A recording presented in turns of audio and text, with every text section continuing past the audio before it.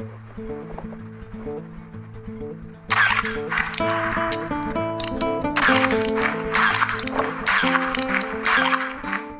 everybody, we're going to do a quick unboxing of a Uberti, and it's going to be the 1851 Navy and 36 caliber. I got the Uberti because it's more historically accurate with the way it looks, and of course you gotta get the 36 caliber if you're going for accuracy. So let's go ahead and take a look. This came in the mail yesterday. Alright, like always, you get some advertisement where they want you to spend more money. Instruction booklet so you do it safely and everything. And you get your piece all wrapped in plastic, and it should be extremely oily up. So there we go. Wow. This is much bigger than my other Uberti or Colt type because I got a pocket model. Let's go ahead and take a look at that for size comparison. Be right back. Alright, we are back. This is, even though it probably doesn't look like it on camera and everything, but hard to do stuff, but this is way bigger than the pocket model. So let's go ahead and put this aside and take a look at this beauty. So this is it. You got the sketching on the side. You can see it's all oiled up. I haven't cleaned it and everything, and it is a beautiful piece. The thing I like about Uberti too,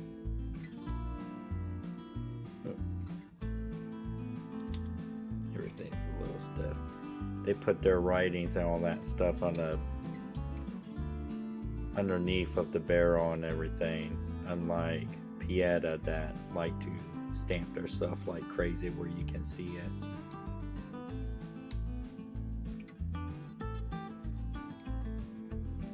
No, it's a nice piece. And let's take a look. Gap is actually really good. The gap right here, you don't want to do too wide and stuff. Sometimes you get new ones where are wide, but that is not noticeable at all. They did a good job on this one.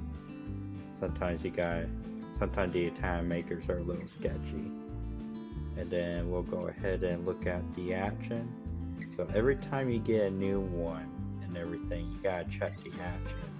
So I'm not going to show it all on camera, but there's a couple stuff. So you bring this back slowly.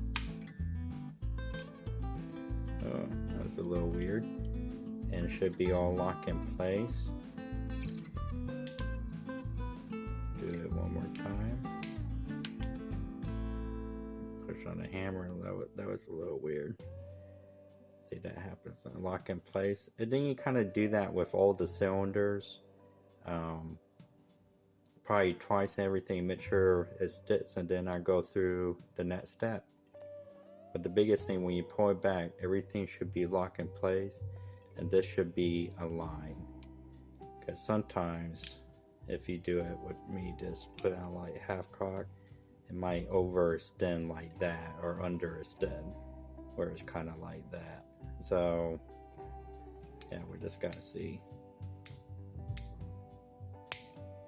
Alright, let me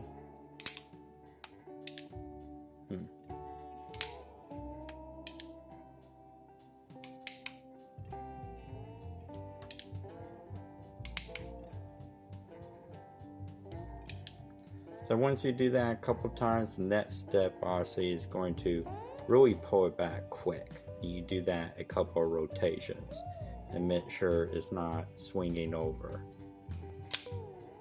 That is good. Good.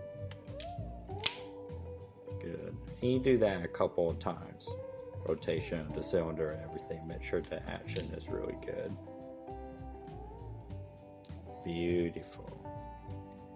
Alright, I am curious of how old this one is, because it's funny when I forgot the year, but when I bought my pocket, it must have been on the bottom of the bin or whatnot, because it was actually pretty old, brand new, when I had it shipped to my house. So I'm curious what year this is made. So let me go ahead and get my stuff, and we'll get on to any bits and find that year code. Okay, I didn't need to take it apart. Thought I did, because when you look at my pocket from Uberti, the code is right there, and I did not see that on the gun itself. So it's not there. There's some markings, but not the date marking. But I found it right here. So it is a 2023 model. And I did go over this a few times. The action is pretty good. So the action is good, and the gap is good, and all that stuff. So I think this is going to be a straight shooter out of the box. So I'm working 7 days this week or whatnot, so I gotta try to find some time to go to the range and all that stuff, everything, to do some quick shots, everything. I'll probably do like 15, 20, all that stuff. See how it does stray out the box. I'm not going to put the slit shot nipples on there or do any other type of work on there. I want to see how it does stray on the box. The unfortunate thing with a lot of Italian makers is, like, some people get a gem and some people get one that they had to put a lot of sweat and work into to get be a functioning gun.